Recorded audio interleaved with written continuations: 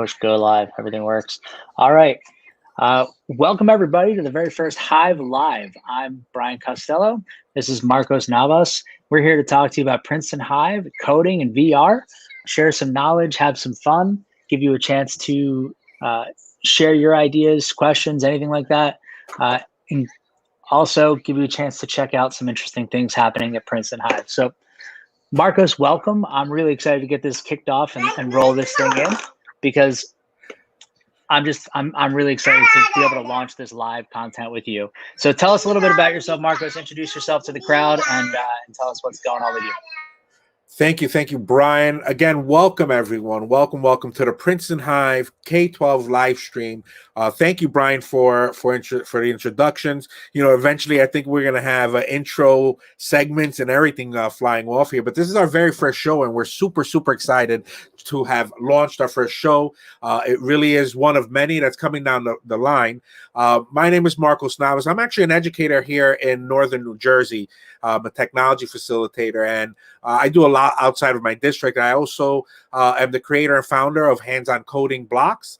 I'm also a TED Ed innovative educator and also a IDEO Teachers Guild design think expert. So and happy to be part of the Princeton Hive team, and more importantly leading the coding hive and helping out with the design hive. And there is a lot in store that we have for the world, really. And these little live segments is really to give you guys a peek about what we're doing and trying to show you 21st century skills at its best.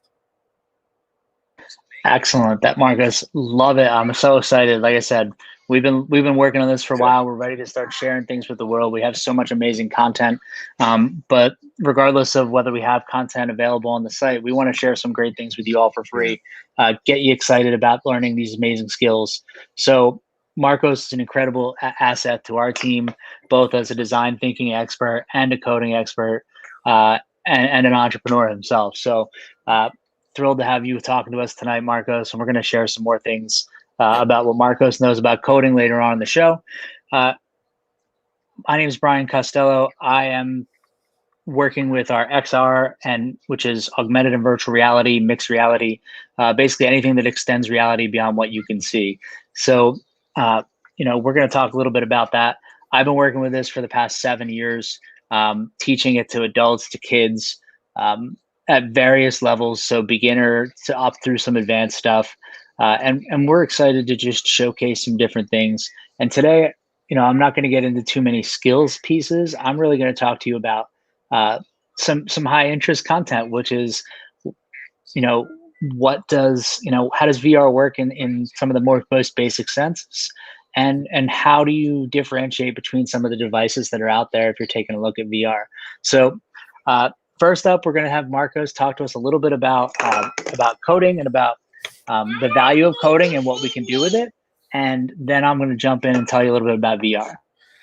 And I just got to say, man, I'm super excited about that VR AR hive. And I think I told you that since day one, man. That VR AR is the future. I really see the world just pouring itself into this on all different levels, so it's important to start getting people accustomed to the vocab and to the foundation of AR VR. So dude, that's going to be an amazing hive. As far as the coding hive is concerned, and I do have a little bit of background in the coding world. I'm actually part of the first Raspberry Pi certified educators here in the United States. We were part of that first class. I forgot when this was. It was a couple of years back. But that really introduced me to the world of coding. It was at Raspberry Pi that I got the idea for hands-on coding. And my life has really been turned upside down because of this coding world. And just to show you the relevancy behind Princeton Hive, we're all about 21st century skills. And right now we're talking coding hive and we're talking AR, VR hive. A lot of intermingling between those two. Obviously, coding plays a big role in VR, AR as well. But as far as coding is concerned, I'm sure we've been hearing that word everywhere, especially if you're a K-12 teacher. You've been hearing that word coding, mostly in part because of code.org. But in a nutshell, what is coding? It is a small little part of a bigger topic, which is computer science. Coding is just a minute little portion of this world of computer science. And for me, I always break this world into three parts. I break it into computer science, I break it into the computational thinking side of things, and I always go back to the coding because that's really where the teachers can make a strong connection with. In a nutshell, coding is very simple. It is the language of robots. It is the language of computers. It is the way for us to communicate with these machines that help us with our day-to-day life. Just think about from the time you wake up to the time you go to sleep, how many times are you in front of a machine? Are you in front of some type of digital equipment? Are you in front of a robot possibly? How many times are you in front of a smartphone using maybe some of those features on it? All of that is powered behind the world of coding. Someone had to create some type of code behind that somewhere along the line to make it work. And that world is only getting bigger and bigger and bigger. Just as recent last night, President Biden was on the news giving a speech to the country, and he's talking about how technology is moving at an all-time rapid pace. I think he says in the next 5 years will equal almost the past 20 years as how fast things are moving. And I have to tell you, a lot of that movement, a lot of the reason that is movement is because we have developers, we have coders that are making this world move. So coding, super important. Talk about a 21st century skill, 21st century language that can really, really help you out in the future. Yeah, I mean it's something that I've seen more and more incorporated. I mean, even in the last 7 or 8 years, even Yep. coding has become a thing that we start incorporating in the K-12 industry from down into kindergarten. Yeah. I mean, little guys are coding. There's stuff that's trying to get kids coding at the youngest age, and they talk about that 5, 10, 15 years. I mean, it's now. I mean, so many things need coding to run, and like you said, it's just a small part of computer science, but it's such a valuable part where we can really, we can really get into and dig into how things work in the 21st century because so many things revolve around it. So yeah, and Marcos, you've had some experience in making some things work. So just maybe talk about some of the more exciting projects that you or your friend or some of the kids you worked with have done through making code and using code. Yeah, absolutely. I mean, I think the one of the more exciting things that we've used with code is actually in the world of app making. So in my local area, I've put together the first hackathon in my county, and the idea of kids, not only this is their world, this world of apps. I mean, they were born with it. They're using it on a daily. It's part of their lives. So a lot of them, are constant consumers of this world. And when you switch that button around and you say, let's switch that mindset and let's think about being a developer or a creator of an app. I always love seeing kids come up with some amazing ideas for apps. At that hackathon, we actually had some girls come up with I think it was called the Hissing app or something like that. They wanted to protect girls from being or women from being sexually harassed and things like that. So the thinking is there, and they understand that the app and obviously the coding that's needed behind that app is a necessary skill and tool for these ideas to happen. So and we brought a lot of that over to the Princeton Hive. So our coding Hive-a-thon is just that. It's app design for a specific reason. So I always found that was an amazing one.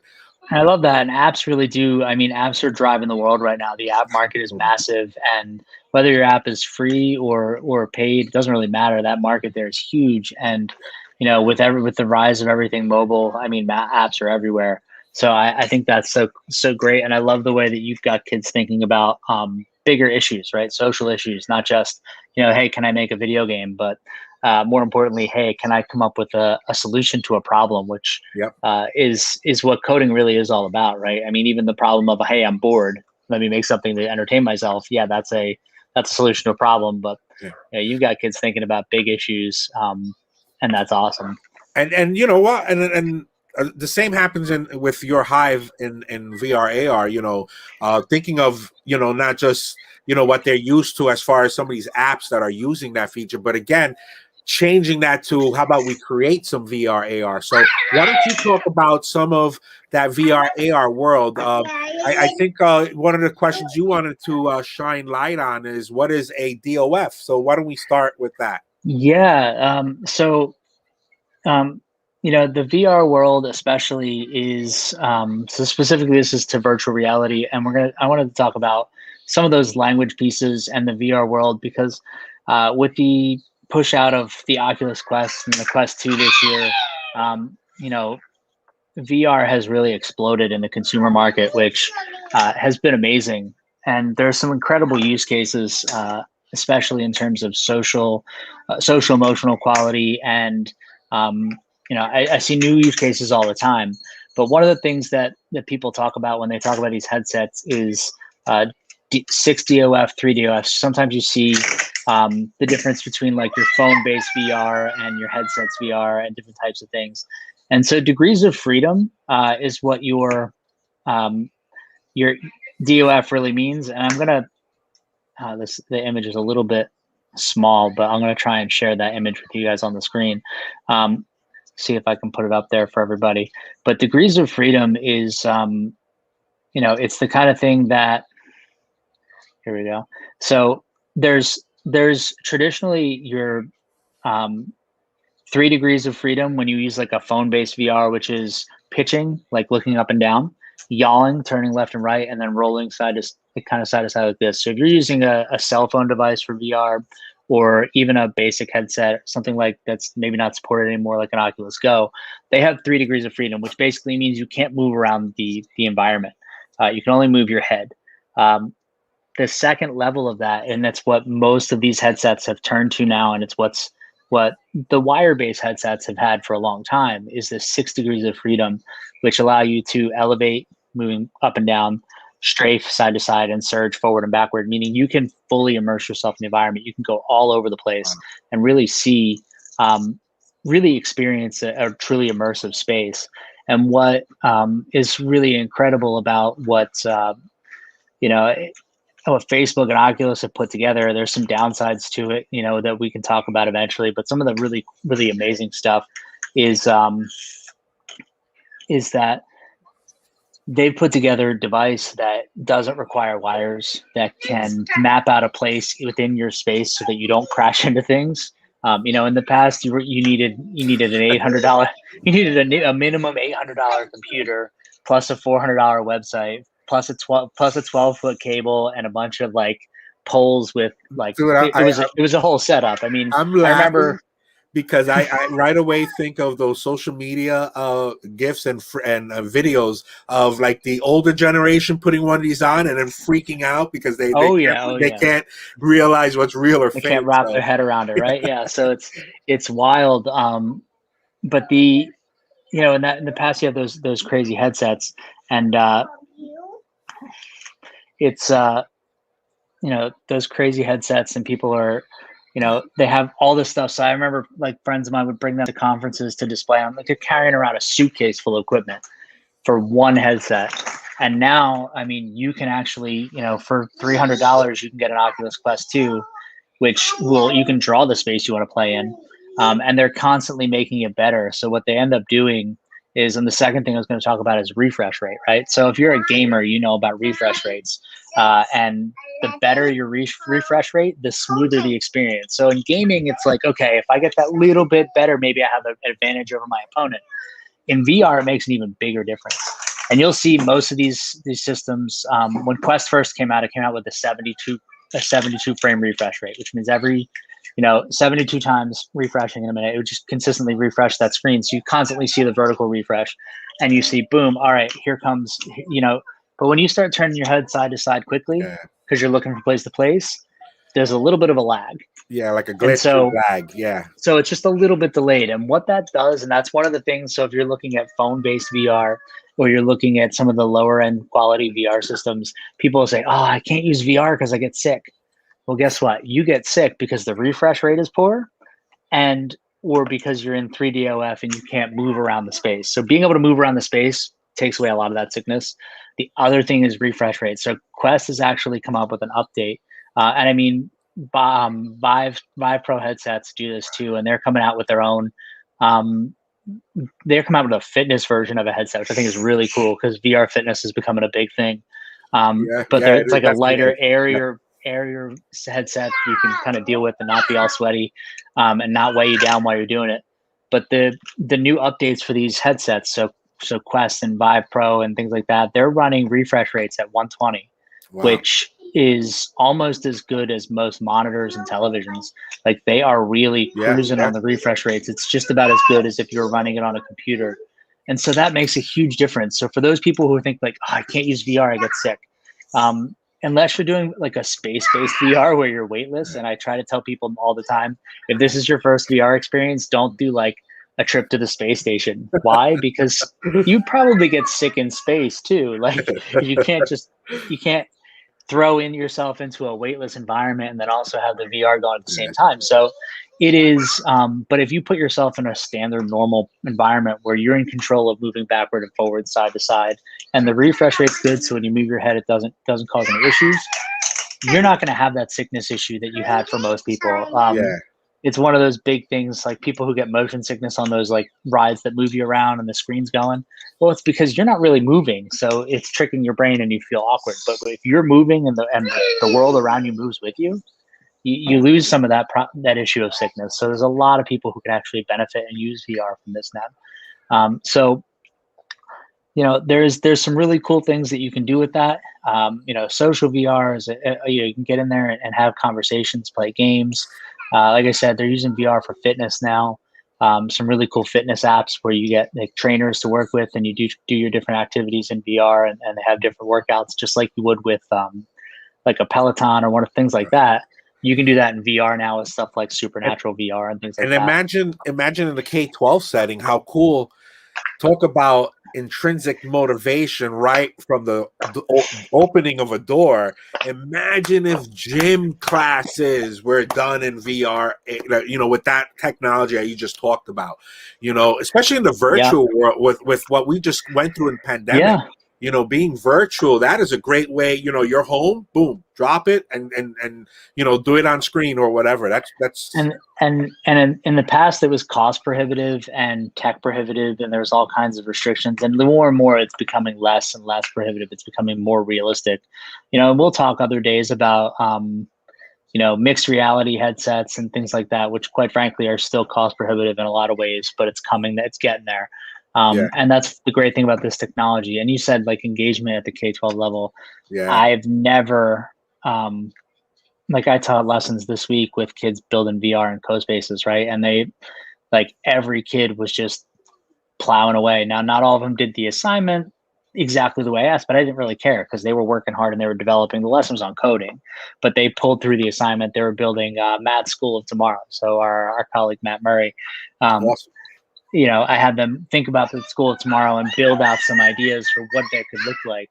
And there Yeah, are some really cool ones. And every kid's doing their own, but every kid was engaged and working hard, and they were excited about it. Every one of them's thinking to themselves, "Hey, can I go view this? Like, if I have a yeah, headset home, can I view this? If I want to view this on my phone, how do I do it?"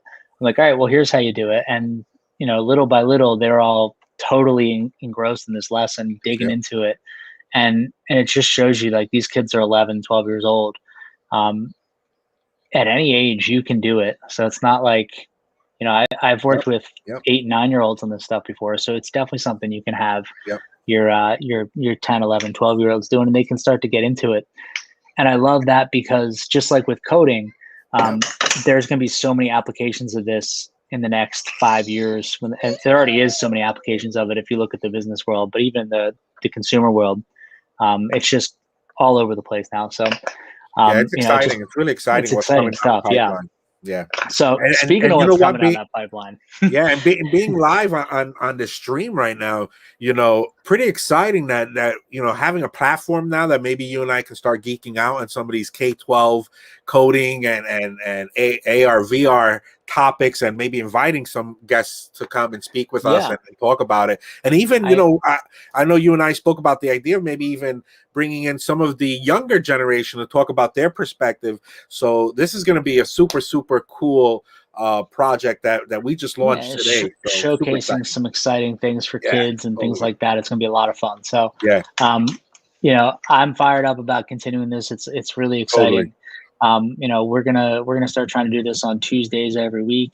So we can have this going. You guys can check it out, and we'll bring back some excitement. We'll start to bring on some guests pretty soon, whether they be industry guests or they be young people sharing their passion for what they do. Lots of cool things as possibilities here. So, speaking of possibilities, I want to share with you guys one more thing, which is what we have coming up next at Princeton Hive in the next few months. So, I'm going to share one more piece with you all. Bring that up, and you guys take a look. So, whether you're watching this live or watching it later on a recording, I'm just going to talk about what's coming up next with Princeton Hive over the next few months, and really share what we've got going on here, because we're excited to bring it to you. So look at what's going to be available. Things are going to be available for you guys starting on Monday. The site will be a new updated site will be there live, where you can book things right there from the calendar. So free XR 1 hour classes, whether we talk about AR or VR, just intro stuff to get you excited about it, get you a taste of what it looks like. They'll start on Mondays around 7. Coding, we're going to have Tuesday classes at 7:30. Design thinking classes will be coming soon. We're just finalizing some of those times and dates. Single day workshops we're going to have in May and June. You can see the dates. And then 3-day workshops where we're going to dig a little deeper into coding and design thinking and XR, coming up again in May and at the end of June. And for those of you out there who are excited about this stuff and want to book your own custom workshop, whether as a potential fundraiser for your group, or something where you have a handful of people that want to learn the same thing and you put a group together, we do custom workshops by request. And starting next week, 6-month courses will be available. They'll be starting at the first of every month, starting looks like at the end of at beginning of next month. So lots of exciting things. And then coming up this summer, we've got some really cool theme camps coming up with coding XR, design thinking, and our G5 Gigpreneur entrepreneurship, based on curiosity and learning to market and sell. So there's some really interesting stuff coming up. School tomorrow, like I was talking about a little bit with a project I kind of started with my kids that came from our colleague Matt Murray. Summer camps based on life on Mars, where we're going to run 4 weeks with 4 tracks. You can run it as a month-long experience and get a little bit of everything. And then also smart cities coming in August. We'll do the same thing with tracks and smart cities, and you can test out one or you can do them all. And then finish up the year right before school starts up again with one more shot of School Tomorrow, where you can really think about how you want to work into your school year. So again, so many exciting things coming up. We're really, really happy to be able to bring this stuff to you, and looking forward to sharing it all with you over the next few months. As we bring more and more to you from our live content, and as well as those courses, all those courses I was talking about. That's all live instruction. Through virtual live instruction, which means you'll have a teacher. It might be Marcos and myself for like in person.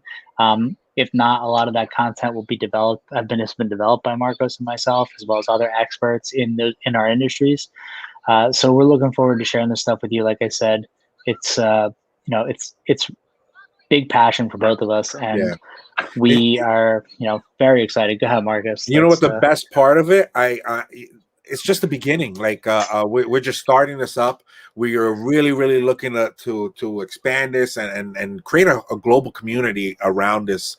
These 21st century skills and hives. We have some amazing hives in the Princeton Hive. They are all essential as far as 21st century skills and opportunities. Again, we have the Gigapreneur Hive, the Design Hive, the XR VR Hive, Coding Hive. Amazing content that can really give you skills that are needed for the future. So we are super excited for all of this, and even I'm getting more and more excited, even just to be running these live casts every week, just to talk about topics and bring some light to some real educational topics that are essential for our future.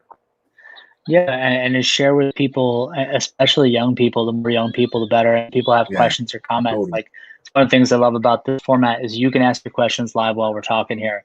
Yeah. You can always reach out to us later on if you have questions about what we're doing at Princeton Hive or just in general. But the the excitement here is that you can ask your questions to us. We can answer them right here on the stream, and I can't wait to bring more of this stuff to everybody. It's exciting, it's fun, and we're really happy to be bringing this to you. Looking forward to bringing some guests on to talk about what we do, and Marcus and I have the opportunity to share some pretty exciting industry leaders with you over the next couple months. So, thanks everybody who tuned in. Thanks everybody who's watching this on the replay. Look forward to seeing you guys again. We're going to do this again next week on Tuesday, live at 7:00 with the Hive Live.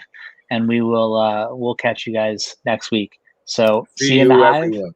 and have a great wonderful night. We'll see you next Thanks week. for Have joining a good one. us. Bye.